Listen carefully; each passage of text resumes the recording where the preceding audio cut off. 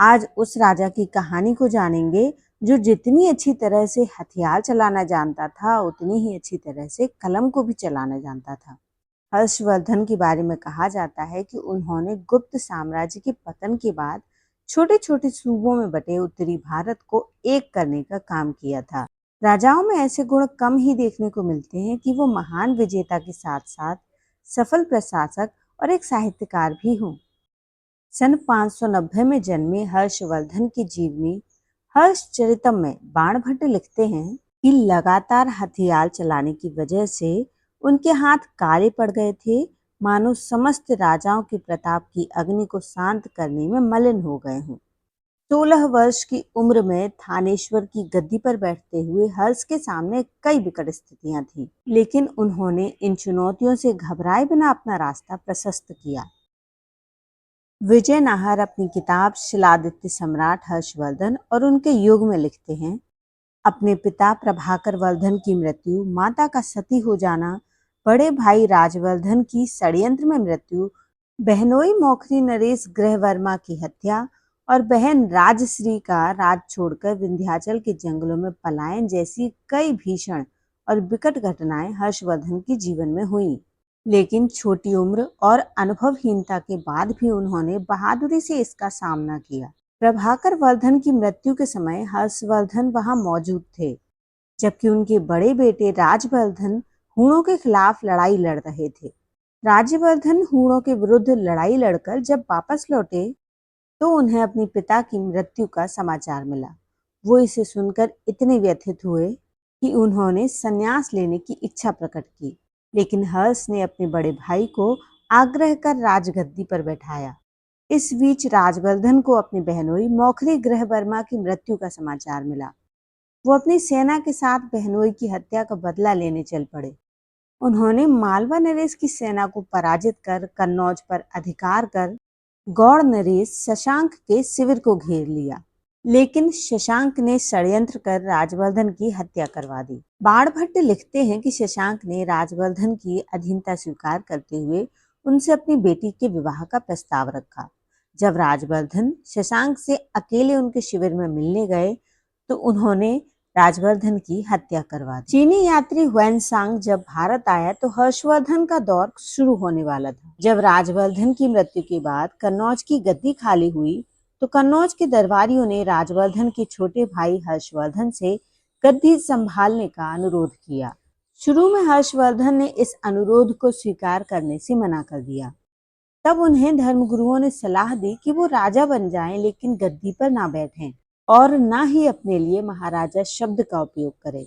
इस तरह हर्ष कन्नौज के राजा बने।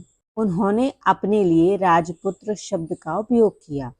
16 वर्ष की आयु में हर्षवर्धन 5000 हाथी, 20,000 घोड़ों और इतने ही पैदल सैनिकों को साथ लेकर अपने भाई और बहनोई की हत्या का बदला लेने के लिए निकल पड़े। गुप्त सम्राट समुद्रगुप्त की तरह हर्ष भी महान योद्धा था। 6 साल में उसने अपनी बहन को ढूंढकर कन्नौज में रखा।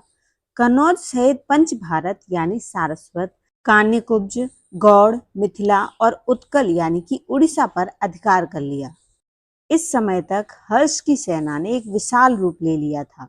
उसकी सेना में 60,000 हाथी, 1 लाख घोड़े और इतने ही पैदल थे। इतनी बड़ी सेना के साथ उसने जल्द ही वल्लभी, भड़ोच और सिंध पर विजय प्राप्त कर अपने राज्य की सीमा पश्चिमी समुद्र तक बढ़ा ली थी। बाणभट्ट के अनुसार हर्ष की सेना प्रतिदिन तकरीबन 16 मील की दूरी तय करती थी। हर्ष के शासन की विशेष बात यह थी कि उसने पराजित राजाओं को उनका राज्य लौटा दिया था। हर्ष के शासन का ये संघात्मक दृष्टिकोण था। सन 634 में हर्ष ने दक्षिण के चालुक्य सम्राट पुलकेशिन द्वितीय से युद्ध लड़ा था, जिसमें उनकी हार हुई थी। इस हार के बावजूद हर्ष के नाम के साथ विश्व विजेता का जो विशेषण लगाया गया था वो गलत साबित नहीं हुआ। दुनिया के इतिहास में ऐसे हजारों उदाहरण हैं जब महान योद्धा भी युद्ध में हारे हैं, जैसे फ्रांस के नेपोलियन बोनापार्ट। अशोक की तरह हर्ष को भी अपने साम्राज्य में घूमने की आदत थी, ताकि उन्हें पता चले उनकी जनता किस हाल में रह रही है। हर्ष हमेशा अपनी जनता के दुखों के प्रति सजग रहा करते थे। A.L. बाशन ने अपनी किताब the wonder that was India में लिखा, हर्ष अपने नागरिकों की शिकायतें दरबार में नहीं बल्कि उनके बीच जाकर सड़क पर सुनते थे। दोस्तों के प्रति उनकी बहुत निष्ठा रहती थी। दूर दराज के राज्य असम के राजा भास्कर वर्मन उनके दरबार में आया करते थे। उन्होंने शशांक के खिलाफ लड़ाई में उनका साथ दिया था।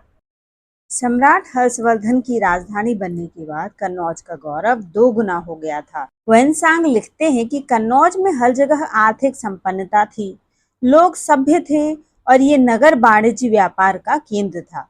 ये शहर 5 मील लंबे और 1.25 मील चौड़े क्षेत्र में फैला हुआ था। इसमें बने घर स्वच्छ और सुंदर थे, दीवारें मोटी और ऊंची थी। यहाँ कई सुंदर उद्यान, तालाब और एक अजायब घर भी था। यहाँ के लोग चिकने रेशमी वस्त्र पहना करते थे। भाषा परिमार्जित और मधुर थी। हर्ष जैसे दानी भारत में कम ही हुए हैं। इतिहासकार विजय नायर लिखते हैं कि प्रयाग के महामोक्ष परिषद में जो 5 साल में एक बार होता था, हर्ष सैन्य समाज को छोड़कर अपना सर्वस्व दान कर देते थे। यहाँ तक कि वो अपने पहने हुए वस्त्र भी दान करते थे। उसके बाद वो अपनी बहन से पुराने वस्त्र मांगकर पहनते थे। हर्षवर्धन स्वयं विद्वान होने के साथ ही विद्वानों के संरक्षक भी थे। उन्होंने महाकवि बाणभट्ट को सभा पंडित बनाया था। हर्ष स्वयं भी संस्कृत भाषा का अच्छा ज्ञान रखते थे। उन्होंने संस्कृत के 3 नाटक रत्नावली, प्रियदर्शिका और नागानंद लिखे थे। जयदेव ने तो हर्ष की तुलना भास और कालिदास से की है। हर्ष के दरबार में महाकवि बाणभट्ट, मयूर, जयदेव, दिवाकर और भर्तृहरि जैसे उच्च कोटि के विद्वान मौजूद थे। कई इतिहासकार उनके बारे में लिखते हैं कि हर्ष एक महान सेनानायक और प्रबंधक थे। इससे बढ़कर वो साहित्य और धर्म के एक महान संरक्षक भी थे। हर्ष के समय नालंदा विश्वविद्यालय पूरे विश्व के सर्वोत्तम शिक्षा संस्थानों में से एक था। हर्ष उसके संरक्षक में से एक थे। विश्वविद्यालय के संरक्षण के लिए उन्होंने 100 ग्राम दान में दिए हुए थे और वहां 100 फीट का पीतल का एक स्तूप भी बनवाया हुआ था। विद्वानों और शिक्षा संस्थानों के संरक्षक होने के कारण हर्ष साहित्यिक क्षेत्र में अशोक से भी आगे निकल गए। सम्राट हर्ष कौन सा धर्म मानते थे, इस बारे में इतिहासकारों की अलग अलग राय है। बाणभट्ट के अनुसार हर्ष के पूर्वजों का धर्म शैव था। हर्ष के जन्म अवसर पर जिस तरह से यज्ञ, हवन और वेद मंत्रों का पाठ हुआ था, उससे ये आभास मिलता है कि वर्धन वंश वैदिक धर्म को मानता था। इसके अलावा हर्ष की मुद्राओं में शिव और नंदी के चिन्ह अंकित होना उनके शैव होने की तरफ इशारा करता है। सन 655 में हर्ष ने अंतिम सांस ली। कुछ इतिहासकारों का मानना है कि हर्ष चंद्रगुप्त मौर्य और समुद्रगुप्त की तरह साम्राज्य स्थापित करने में नाकामयाब रहे, जो उनके बाद भी वर्षों तक कायम रह पाए। उनकी मृत्यु के तुरंत बाद ही उनका साम्राज्य भी छिन्न भिन्न हो गया। संभवतः इसका कोई एक कारण ये भी रहा हो कि उनकी कोई संतान नहीं थी और न ही उन्होंने अपना कोई योग्य उत्तराधिकारी नामित किया था। तो दोस्तों, आज का हमारा हर्षवर्धन के ऊपर बना हुआ ये वीडियो आपको कैसा लगा, कमेंट करके जरूर बताइए। और यदि चैनल पर नए हैं तो चैनल को लाइक, शेयर, सब्सक्राइब जरूर करिए। मिलते हैं अगले वीडियो में, तब तक के लिए धन्यवाद।